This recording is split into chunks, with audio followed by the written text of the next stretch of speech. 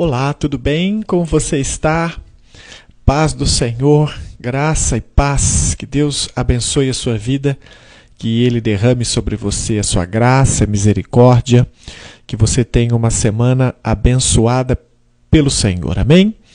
Vamos juntos estudar a palavra de Deus. Eu vou pôr para você aqui o versículo de hoje, é Colossenses, capítulo 2, versículo 14, onde a Bíblia diz: tendo cancelado o escrito de dívida que era contra nós e que constava de ordenanças, o qual nos era prejudicial, removeu-o inteiramente, encravando-o na cruz. Colossenses 2, 14. Quando penso na palavra escrito de dívida, que é o que Paulo cita aos Colossenses, isso que a Bíblia diz que ele carregou com ele, que ele cancelou este escrito, eu fico pensando na antiga nota promissória. A nota promissória era uma garantia ao credor de que ele receberia aquela quantia que estava no valor.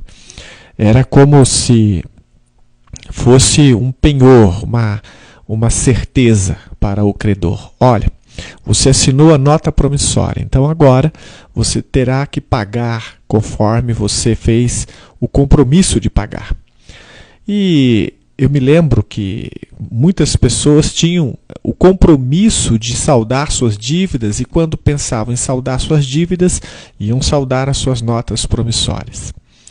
Queridos, nós temos diante de Deus também muitas notas promissórias para pagar. O problema é que nós não temos a moeda acessível. Deus não aceita reais, dólares ou libras. Não há uma moeda, não há um metal precioso, não há absolutamente nada neste mundo que possa pagar um pecado cometido. Então a mentira que eu contei, o pensamento mau que eu tive, ou qualquer outro pecado que eu mantive na minha vida é impagável por qualquer valor ou qualquer quantia que eu poderia negociar, até porque não há negociação de pecados com Deus. Há religiões inteiras firmadas no princípio de que você pode combinar com Deus uma punição para o pecado e você vai ter então este perdão. Isso não existe.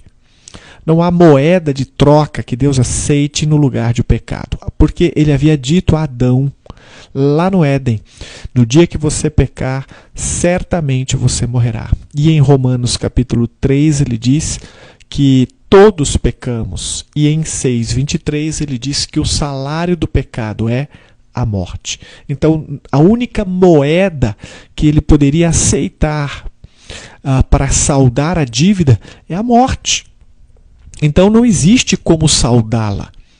Por isto era necessário que ele, Cristo Jesus, carregasse com ele este escrito de dívida que era contrário a nós, que estava cravada contra nós por causa da quebra da lei de Deus, por causa dos pecados cometidos.